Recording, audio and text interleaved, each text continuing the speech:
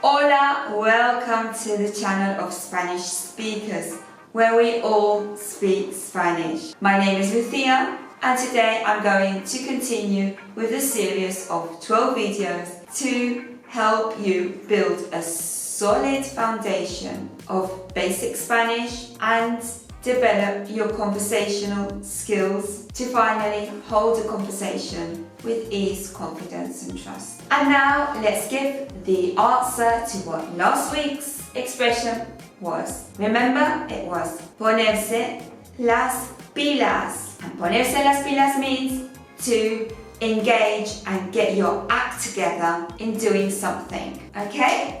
And now let's go with today's tip. It's about using a simple word that is I. And you may be thinking, oh, that hurts. So this is the word that hurts, but it will help you enormously with your Spanish, because I means in Spanish there is or there are. You need to apply that word because it's going to give you a lot of gain. It's going to give you a lot of functionality.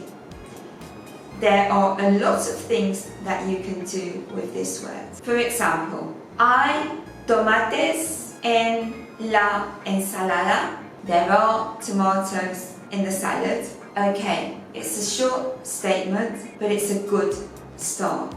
And then the negative, no hay tomates en la ensalada. There are no tomatoes in the salad. And this you can apply to many, many, many situations. With one word, you can develop it into many sentences. So it gives you a lot of gain. You can do a lot of things with one thing. It's like gadgets or one of them knives that you can do many things with. I remember my granddad had one. Anyway, so you could also say, hay gente en el restaurante. Are there people in the restaurant? No hay gente en el restaurante. There are no people in the restaurant.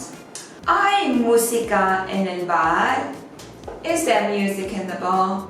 No hay música en el bar. Okay, and up to here, today's tip. I hope you apply it and it helps you a lot with your Spanish. Vamos con la clase de hoy, con los contrarios. Let's go. With today's lesson, let's start with the contraries or the opposites. Okay? For example, well, before I start with the examples, I want to explain why you need to use contraries or opposites and how this is going to help you double magically the amount of Spanish that you know, or that you can apply, or that you can use. Yes, and how it's going to help you.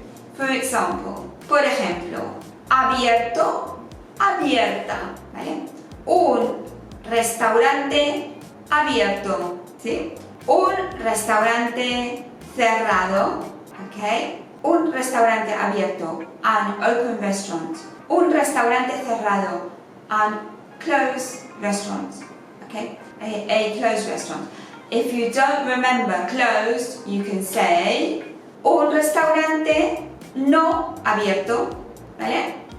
Not open, and that would be the contrary of open, and you can use it with a no. Or you can say no cerrado, un restaurante que no está cerrado, a restaurant that isn't closed. Okay?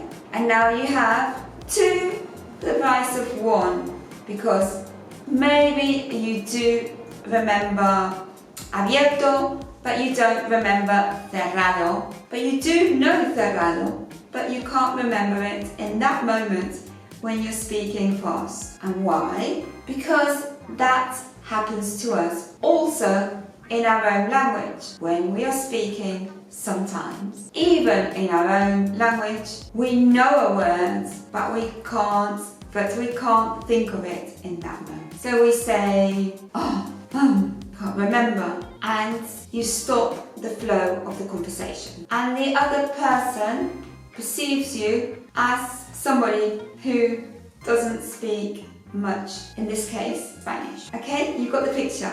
The only reason is because it's something that naturally happens to us humans when we are speaking, that all of a sudden we can't remember a specific word. The way to get out of it is use the contrary, okay? You've got the tip, and then other people will perceive you as somebody who can speak fairly well, that can help a conversation to flow, that can keep going, and the only difference is that you know how to turn the situation around in your own advantage. Yes? So we say, and now I'm going to continue with some examples. Abierto, cerrado. Un restaurante abierto. Un restaurante cerrado. Un restaurante no abierto. Un restaurante no cerrado.